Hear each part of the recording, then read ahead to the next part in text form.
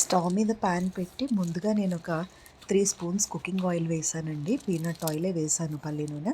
ఆ తర్వాత ఇందులో నేను ఆవాలు, జీలకర్ర అవన్నీ ఏమీ వేయలేదండి. డైరెక్ట్‌గా ఉల్లిపాయలు వేపేసి 2, 3 పచ్చిమిర్చి సన్నగా తరిగినవి కూడా వేసి, అందులో సన్నగా తరిగిన క్యారెట్, క్యా బీన్స్, కొన్ని క్యాప్సికమ్, స్వీట్ కార్న్ అన్ని వెజిటబుల్స్ అన్నీ వేసుకొని వేగిన తర్వాత కొన్ని కర్రీ లీవ్స్ వేసానండి. వేసింది ఒక హాఫ్ చెంచా ఉప్పు వేసాను. అంటే 3/4 స్పూన్ వేసానండి. ఒకటిన్నర కప్పు రవ్వకి అర చెంచా ఉప్పు పట్టింది. అయితే కొంచెం యాడ్ చేసుకున్నాను టేస్ట్ చూసిన తర్వాత. మీరు కూడా అలాగే చేయండి. ఫస్ట్ కొంచెం వేసుకోవాలి ఉప్పు. ఎందుకంటే ఉప్పు కనుక కసమైందనుకోండి మళ్ళీ అది మనం తినటానికి ఉండదు. కొంచెం రవ్వలో వాటిల్లో ఉప్పు తక్కువగానే పడుతుంది.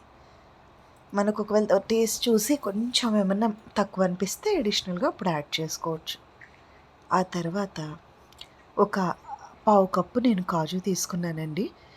వేసి వాటిని కూడా ఫ్రై చేశాను. ఫ్రై చేసి జస్ట్ అలా వేపాననమాట. ఇందులో 1.5 కప్పు రవ్వకి 2.5 కప్పు నీళ్లు ముందుగా మరిగించుకొని, ఆ తర్వాత ఈ బొంబాయి రవ్వని ముందుగా మనం వేరే ప్యాన్ మీద లైట్‌గా సాట్ చేసుకోవాలండి, వేపుకోవాలి. లేదంటే ఉప్మా అంతా మెత్తగా జిగటగా వస్తుంది. అలా కాకుండా కొంచెం వేరే ప్యాన్ మీద కొద్దిగా వేపుకుంటే అది ఇలా క్రిస్పీగా వస్తుంది. అంటే మంచిగా విడివిడిగా వస్తుంది పొడిగా. ఆ తర్వాత ఇక్కడ 3 కప్పులు నీళ్లు పోయకుండా 2.5 కప్పే వాటర్ పోసాను. ఎందుకంటే మనం రవ్వ వేసుకున్నప్పుడు కొంచెం ఎసరు తక్కువ పడుతుందండి. అది జస్ట్ మీడియం టెంపరేచర్‌లో మూత పెట్టేసి ఒక 5-7 మినిట్స్ వరకు ఉడికించాను. మీరు 8 మినిట్స్ వరకు, 10 మినిట్స్ వరకు కూడా ఉడికించుకోవచ్చు. ఎంత మగ్గితే అంత బాగుంటుందన్నమాట. అయితే నేను ఘీ యాడ్ చేయలేదు, కానీ మీరు కొంచెం ఘీ యాడ్ చేస్తే బాగుంటుంది. ఏదో అక్కడక్కడ ఒక చిన్న కాజు కాకుండా కొంచెం కాజు ఒక హాఫ్ కప్ వరకు కూడా వేసుకోవచ్చు. ఇది పూర్తిగా కాజు ఉప్మానే అనమాట. ఎంత ఎక్కువగా ఉంటే ఇందులో అంత టేస్టీగా ఉంటుంది.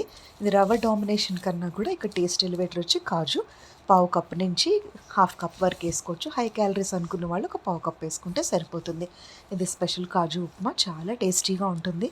అయితే దీనికి కాంబినేషన్గా నేను టమాటా పచ్చడి చేసి ఉంచాను కదా, అది తీసి కొంచెం దీనికి పెట్టానన్నమాట. జనరల్గా ఉప్మాకి పల్లి చట్నీ చాలా బాగుంటుంది, లేదా కొబ్బరి పచ్చడి కూడా బాగుంటుందండి.